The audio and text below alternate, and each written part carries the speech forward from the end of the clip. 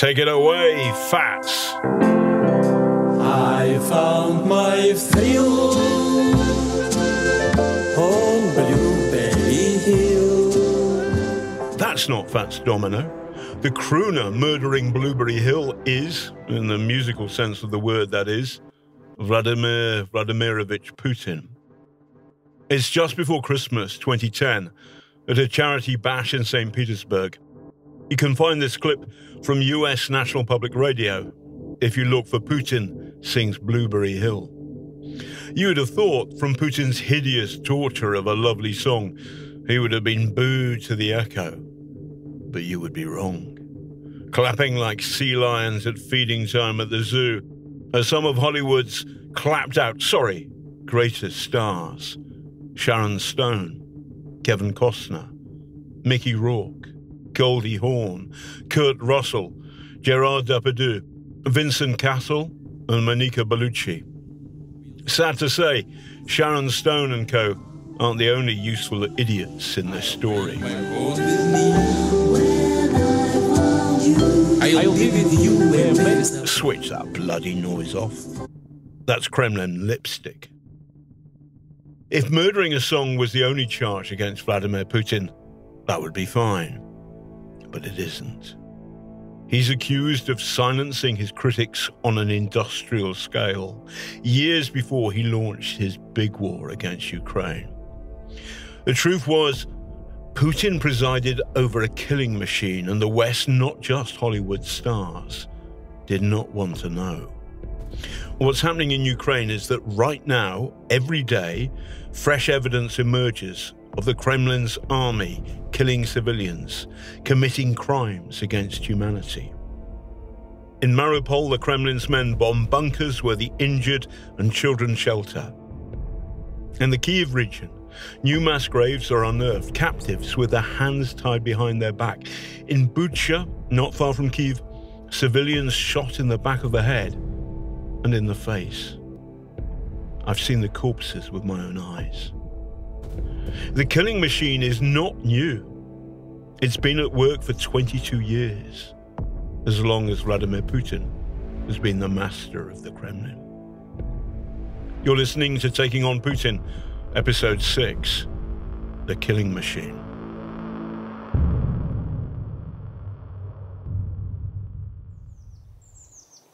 Can you list the number of people you believe have been assassinated by Vladimir Putin? What, in this country? Or let's start with this country. Professor Donald Rayfield, Emeritus Professor of Russian at London University, knows all about the master of the Kremlin's killing machine. By the way, the professor's garden is full of very noisy birds. I would say 14 or 15, at least, that can be demonstrated. The trouble is our Home Office tends to appoint a tame coroner to do the autopsies, and the tame coroner seems to miss the gelsemium or the other poisons used, and to conclude that healthy billionaires who go jogging are likely to drop of a heart attack at age 53. So we don't know the full, because our own services are not particularly interested in drawing attention to this. It spoils relations. The people who've been murdered here, who's at the top of the list? Good heavens, well, apart from Litvinov and Skripal, there's, I would say Berezovsky did not hang himself. Boris Berezovsky was a Russian oligarch who helped put Putin in the Kremlin, then fled to Britain after he realized he'd made a great mistake. That was a murder that really should have been properly investigated. There's the MI6 man who was found in a zipped-up bag in the bath, and it was demonstrated by escapologists that this couldn't be replicated. Leaks of the papers suggested that MI6 spy in the bag, Gareth Williams, had died because of a sex game gone wrong. The coroner found that his death was unnatural and likely to have been criminally mediated. The Metropolitan Police reinvestigated, concluding that Williams's death was probably an accident. No one knows for sure. No obvious Russian connection to that. No, except that we don't know, because it's MI6, what he was investigating, but it seems to be something to do with financial rackets run by Russian mafia, which is inseparable from the government. The government is just the uniform version of the mafia. Who else? There's German Gorbunsov, a Russian banker who fled to London. He was shot 6 times. Shot in the stomach at Canary. He survived that, didn't he? There's a guy who was strangled, or rather the inquest ruled that he'd been murdered. Yes. The man who was strangled was Nikolai Glushkov, a former boss of the Russian airline Aeroflot. To begin with, his death was unexplained. But later, a London coroner concluded that he had been murdered. And then there are the deaths in Russia, by accident and design. I bring up the tragedy of the Russian submarine, the Kursk, which sank with the loss of all hands in 2000. The Kremlin ignored offers of Western help. When Putin met the relatives, the mother of one drowned submariner publicly called him a bastard. Help is refused. Help is refused, and the help could have saved those lives. Yeah. And Putin is seen to be wrong and insufferably smug. Yeah. There is a woman who's going for him, and then suddenly someone comes up and injects her with a sedative. That seems horribly wrong. Yes. But that is part of the way Russian power works. It does, and also the thing is they don't hide it. All these things are there on film, and Putin's methods of assassination are often deliberately messy, as if to say, I don't even care if you know I did it.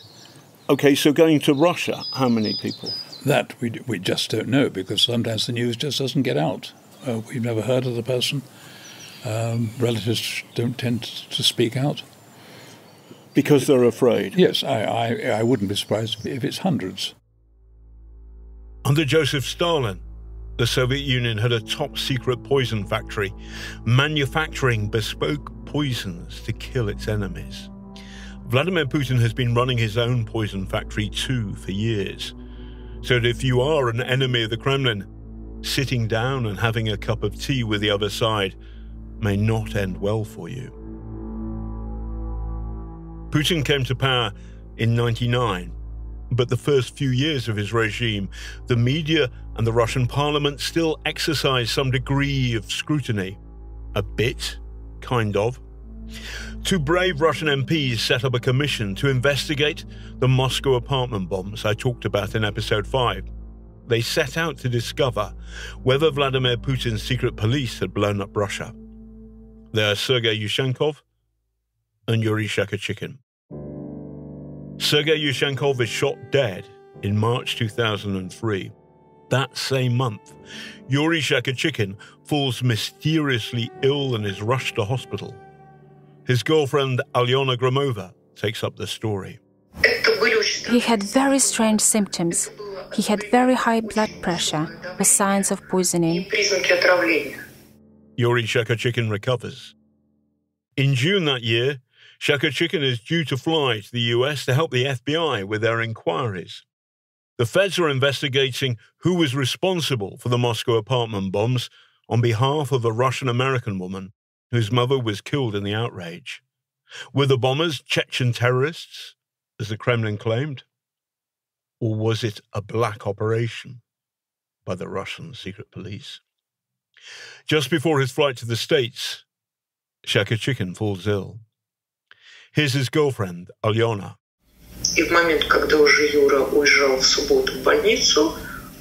On the day when he was taken to hospital, he felt very weak. After he had a shower, his hair was a mess. I went to stroke it, and a great handful of hair fell out in my hand. The symptoms were confusing. First, it seemed like a cold, but his face was very red, as if he had sunburn. Then bits of his skin started to peel off. Then he felt very weak. He felt sick, and then his skin started peeling off all over his body. It took 16 days for Yuri Shakachikin to die. His girlfriend was permitted to say one last goodbye. It's a big morgue, a huge hall. There are bodies on a slab, without makeup, due to be buried the next day. I looked around, there were about 20 people, and I couldn't find Yuri. I go up to the supervisor there and explain that I might be in the wrong place, as I couldn't find him. Through the corner of my eye, I see a dear old lady who is laying down there. The strange thing, she reminds me of my grandma, who passed away a long time ago. The curious resemblance of the two old ladies hit me. In my worst nightmares, I could never ever have imagined that dear old lady was in fact Yuri. The supervisor pointed his name tag out for me. I'd missed it. There were lots of strange things about the death of Yuri Shakachikin. The family was not allowed to see the full medical records. They were told the diagnosis was Lyell's disease, a very rare condition. Yuri's symptoms, hair loss, blistered skin, suggested radiation poisoning. None of this added up. Shortly before he fell ill, Shakachikin said this in his final interview: "The mafia has put on uniform. The gangsters are Boy Scouts compared to our security services. Today, it is precisely the people who are supposed to be fighting crime who are corrupt. This has not bypassed the secret police.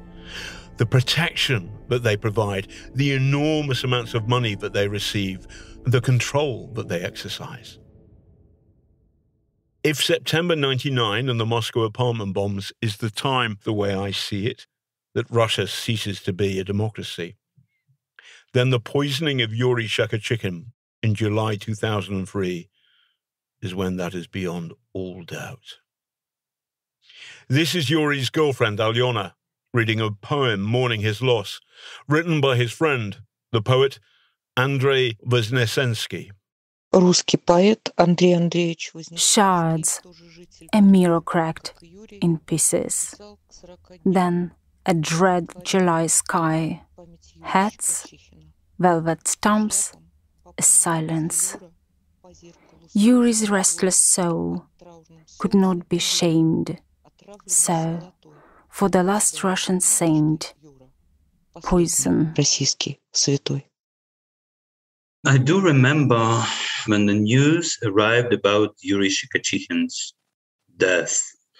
I was the beginning journalist in the moment, and it was clear that we entered the new phase of the state terror. Sergei Lebedev is the author of Untraceable, an extraordinary novel about a Russian scientist who develops a poison that cannot be detected. By the way, Sergei Lebedev is no relation to former KGB Colonel Alexander Lebedev and his son, Yevgeny.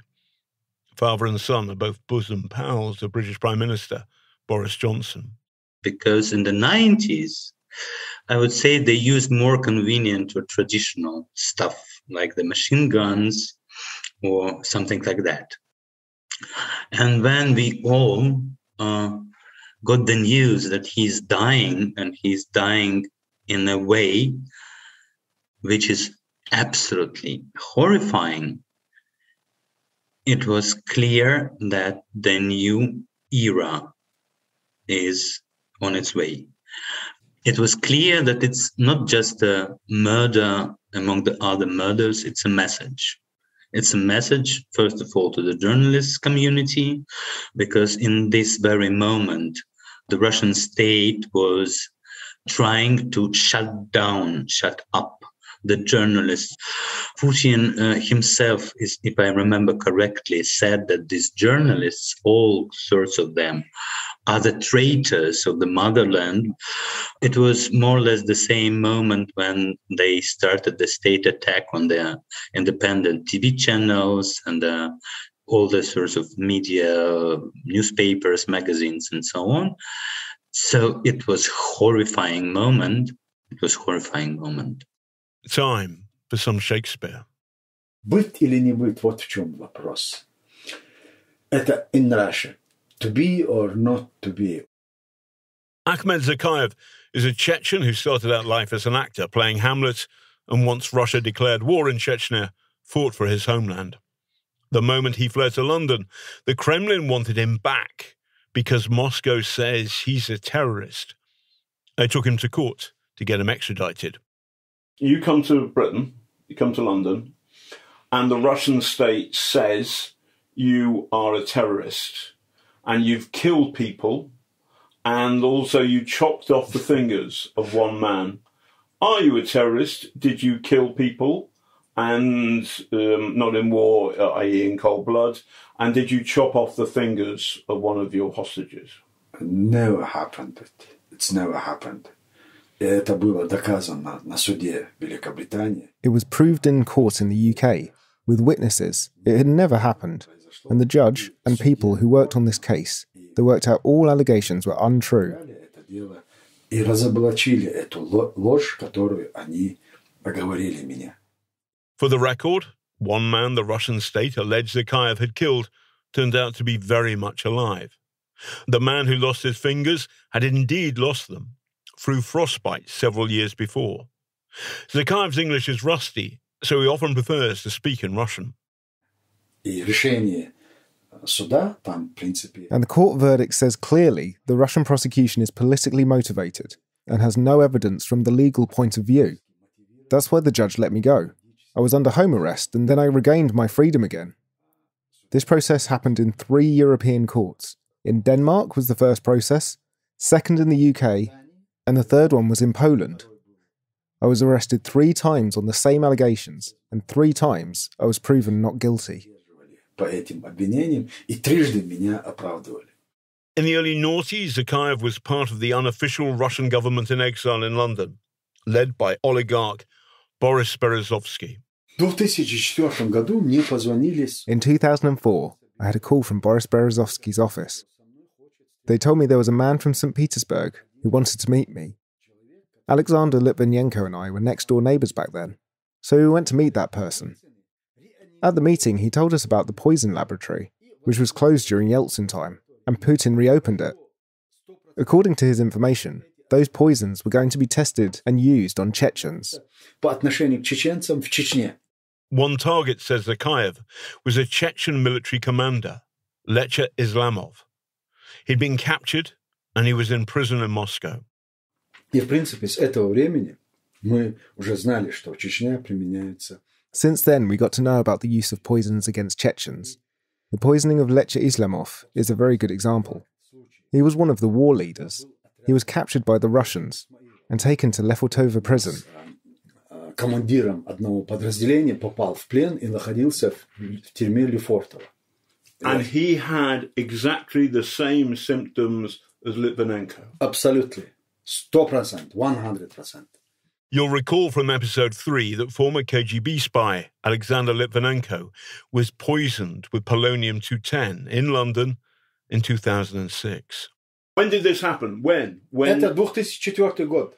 Потому что мы это следили... 2004. Yes, it was 2004, because we were following those events. And Lecha had had all those attributes. Just because he refused to work for Russian intelligence, he was sentenced to 9 years in prison. In the morning, he should have been transferred to the place he would serve his sentence. He was going to spend the next 9 years there. In the evening, he had 2 visitors, 2 FSB operatives, who tried to convince him to work for them, and they had tea, and that's it. The next day, on the way, he fell ill. They took him to the nearest hospital in Volgograd. Разместили в Волгограде в госпиталь. Islamov's lawyer described his client's condition.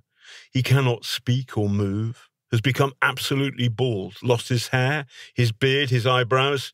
His skin is peeling off from his head and his hands. So, the symptoms, describe those symptoms as you heard them from this source. What were they? Absolutely the same symptoms. Там же шел этап. Сначала ему было плохо. It was by stages. First, he was unwell. He was vomiting. Then hair loss. Lecha had all these symptoms. And he died in 10, 11 days. Он умер за 10-11 дней. In our second episode, you may recall, we told the story of the time in the 1990s when gangster Roman Sepov played go-between for the Tambov crime gang and St. Petersburg's then deputy mayor, Vladimir Putin. Sepov was so close to the couple that, the story goes, he gave a stolen emerald to Lyudmila Putin.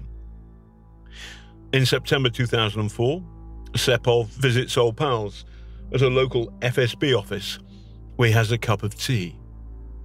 On the same day, he falls unwell. He vomits, he's got diarrhea, he experiences a sudden drop of white blood cells. His hair falls out. His skin blisters. And then he dies.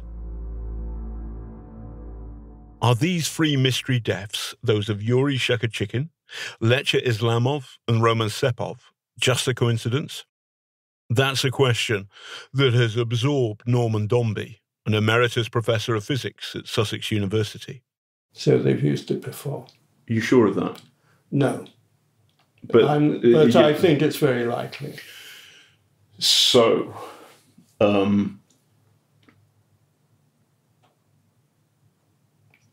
was a gangster. Sepov was a gangster. The order of mystery deaths is Shekharchikin first, then Islamov, then Sepov. A politician, a Chechen fighter, a gangster. All three have only one thing in common. They were all enemies of Vladimir Putin. And in all the cases, it was put down, looked like radiation, but no radiation was found, just like Litvinenko. So the official verdict was cause unknown. And that was what Putin and co wanted in the case of Litvinenko. They wanted to show that they could assassinate without leaving any trace. And it had worked 3 times before. Well, that was within Russia. Sure, it had worked 3 times before. We can't be 100% sure that it was polonium-210 because nobody did the tests which Aldermaston did. It could have been another radioactive element. Thallium was considered at the time. So it's not 100%, whereas in Litvinenko's case it was 100%. But you're absolutely right, or I think your logic is good. You're not absolutely right, but your logic is good in deducing that the Russians would not use a weapon of this kind against such a high-profile target in London without having tested it beforehand. Right. That's good logic. Right. Sherlock, I buy your theory. In Russia and in Britain, the mystery deaths of the critics of Vladimir Putin continue, and no one in the British establishment seems to care very much. In 2013, anti-Putin Russian oligarch Boris Berezovsky is found dead in murky circumstances.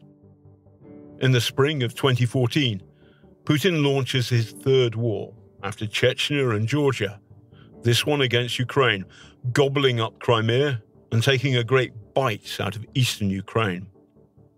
And then, in 2014, someone makes a terrible mistake. So, John, you went to the crash site of the MH17. How was it like? Lisa, it was grim.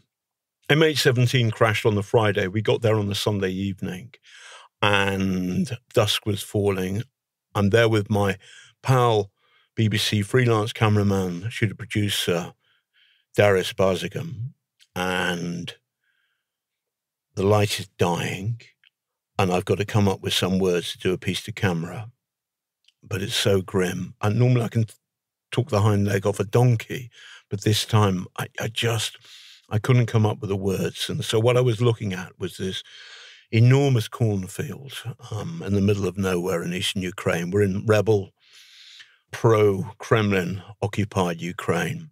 And there's the nose of the plane, and close by, there are, I count them, bodies, 1, 2, 3, 4, 5, 6, in black bin bags being put in the back of a big lorry by the rebel authorities.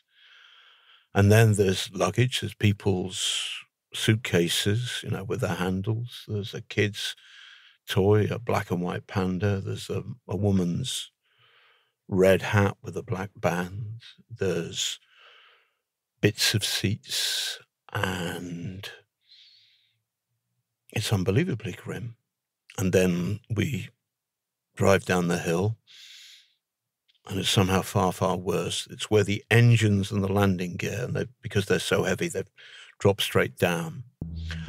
And the whole place, it stinks of kerosene, of airline fuel, and the honey-sick smell of the dead, because there are dead and there's body parts, and this awful smell of engine oil and human dead all mingled together. And still there's luggage and body parts, and it's so grim. And I, as dusk falls, I come up with the words, because I point. The plane is going from Amsterdam to Kuala Lumpur in Malaysia, and I come up with the words. So the plane was going from the west, where the sun is setting, towards the darkness, towards the east, and it shot out of the sky, and 298 people, passengers and crew, were killed. The evidence is compelling. The Kremlin denies it, but the passenger jet MH17 was shot down by a Russian Buk surface-to-air missile. The rocket had been shipped across from Russia to eastern Ukraine into the hands of Putin's proxy pro-Kremlin fighters. The missile launcher was accompanied by a Russian officer in an army jeep who spoke with a Moscow accent. I know this because I found 2 witnesses who told me about him. That and a massive evidence points directly to one man being ultimately responsible for the deaths of almost 300 people. Time to call Vladimir Putin to account. So, John, you managed to doorstep Putin. How did you do that? So I'm working with Nick Sturdy, who is a fluent Russian speaker. He's a freelance TV producer working with Panorama, and he's very smart. And he works out that there's no way we can doorstep Putin in Moscow or St. Petersburg. But sometimes in the sticks, Putin's security team, they get a bit sloppy. And Nick got hold of Putin's, future events diary, and he saw he was opening a museum of mammothology in Yakutsk, which is somewhere a long way away from anywhere in Siberia. And he kind of looked at me and he said, I think you can look like a professor of mammothology, John. So the thing is, Lisa, I'd been to my niece's wedding somewhere in the home counties, and I had like an hour's sleep. Then I had to get a taxi to Gatwick. Then I had to fly to Moscow, then change airports, and then fly to Yakutsk. It's 9 time zones east of London. It's further east than Beijing. For some ludicrous reason, there's no food or not enough food on the plane, and I've had enough to drink to kill a small horse.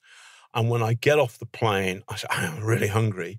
So Nick and we stop at a kebab shop, and I wolf a kebab. And then we rock up at the Mammoth Museum. We're there before Putin.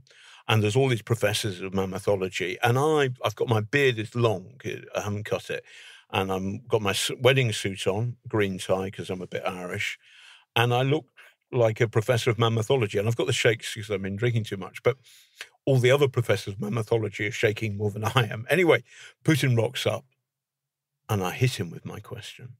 Here's a clip from BBC Panorama. You can hear that I'm scared, but having seen all those bodies in the middle of nowhere in Ukraine, I'm up for calling him to account. I'd like to ask you a question about the war, thanks.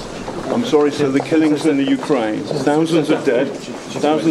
Ukrainians, Russians, Malaysians, British, Dutch. So, John, what was the president of Russia like?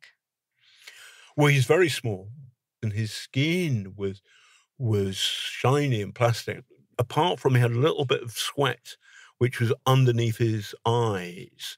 And so I asked him a question about the killings in Ukraine, and he put this long answer out. And I kind of wanted to touch his face to see, like, is it really, are you really plastic? And I thought if I do that, there was a wall of Kremlin muscle behind him, all staring at me, giving me the evils. And I thought, no, don't do that, John, because they're going to kill you, or things will not go well for you. Peskov, his PR man, he's really angry with me because whatever I was supposed to be doing there, I wasn't supposed to be asking any kind of questions, not like this. And he's almost forgetting his English. And he's a fluent English speaker, and Putin pretends not to speak English. But at one point, Putin gets frustrated with Peskov. Putin breaks into English to cover up for Peskov's mistakes. And in the middle of all of this, I feel my stomach start rebelling. What's happened is the kebab is squiffy, it's dodgy, and and there's this kind of sense of Putin's staring at me and I'm staring at him, and I feel, oh my God, because the kebab was sort of slowly coming up my throat. I'm going to projectile vomit over the president of Russia. Now, here's the good news: is had I done that, then I'd never have to buy a beer in Kyiv ever again, or the Ukrainians would love it. On the other hand, then I might not make it. And so I'm afraid to say I didn't vomit over the president of Russia. I regret it now. Vladimir Putin and the Russian state deny any involvement with the shooting down of MH17. But the evidence is compelling that when I confronted him about the shooting down of the Boeing, Vladimir Putin, by blaming the tragedy on Ukraine, told me a big fat lie. Jim Fallon is professor of psychiatry at the University of California.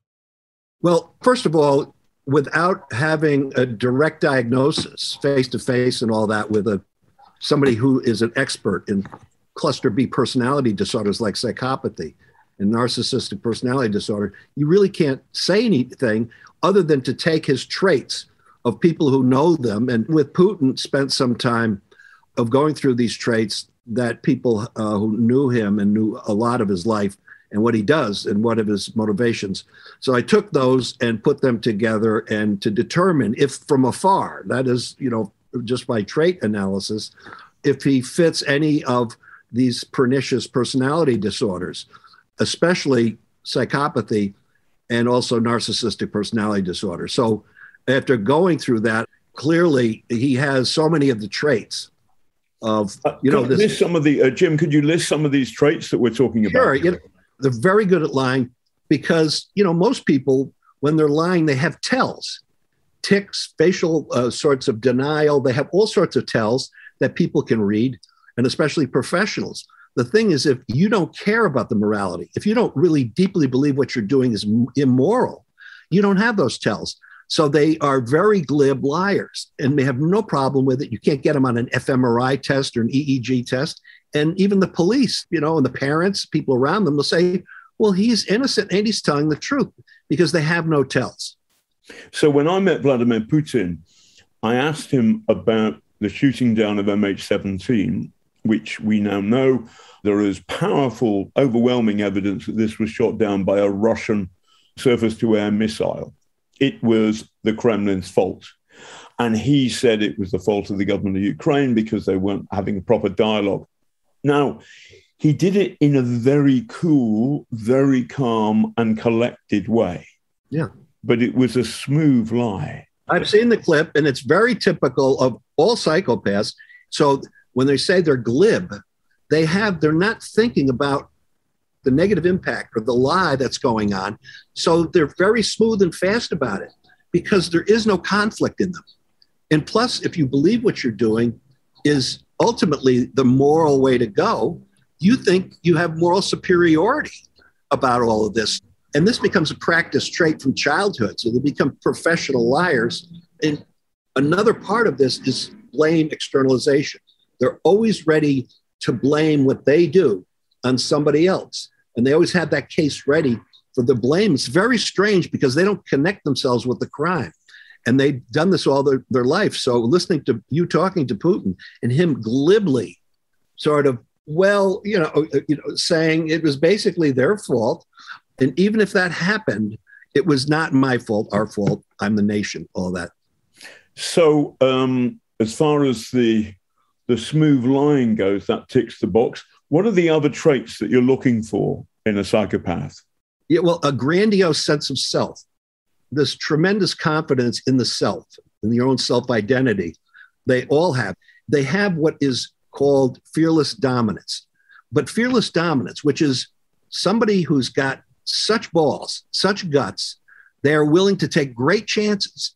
And psychopaths are very good at taking chances with the odds. There is one other factor Professor of Psychiatry Jim Fallon suspects may be in play in Putin's psyche. Every psychopath and almost all the dictators I've ever studied all had very troubled early lives. They were abused, abandoned, especially between 2 and 3 years old. And that's true for Putin in his early life. He was abandoned, he was abused, bullied, he was a kind of a street petty criminal. And so he fits that sort of abandonment and abuse because that's necessary for taking somebody who has a genetic predisposition to psychopathy, that early epigenetic environmental effect of the abuse, severe abuse, that really then permanently fixes somebody with these personality disorders. One last point from the Professor of Psychiatry, but you might want to skip this bit. That's beautifully put. Very, very good. Jim, thank you very, very much. Great meeting you, John. And you got a lot of balls, man. You really got a lot of balls. You have fearless dominance. You're able to walk up to these guys and say, you fucking asshole, what do you mean? That's a psychopathic trait you have, but it works and it's important. So you're saying that I'm a psychopath? I said you have a couple of good traits. Watching some of your stuff and looking at your history, you're basically, come on, fuck with me right now. Fuck with me. I'll beat you. That's fearless dominance. You have it. And so people like you, because psychopaths make other psychopaths very nervous. Busted. The shooting down of MH17 by a Russian surface-to-air missile was the moment when people like me thought that Vladimir Putin had shot his bolt, that this time he'd gone too far, that this time the West would finally stand up to him. I was wrong about that. Vladimir Putin and the Russian state deny poisoning its critics, deny responsibility for shooting down MH17, deny any wrongdoing. Just like you could say they deny the war in Ukraine. You've been listening to Taking on Putin Episode 6, The Killing Machine.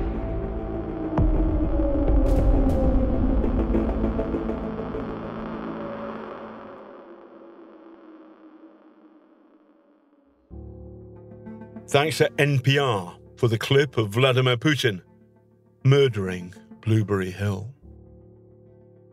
Taking on Putin is a podcast series written and reported by me, John Sweeney, for Black Dog Woof Woof Productions.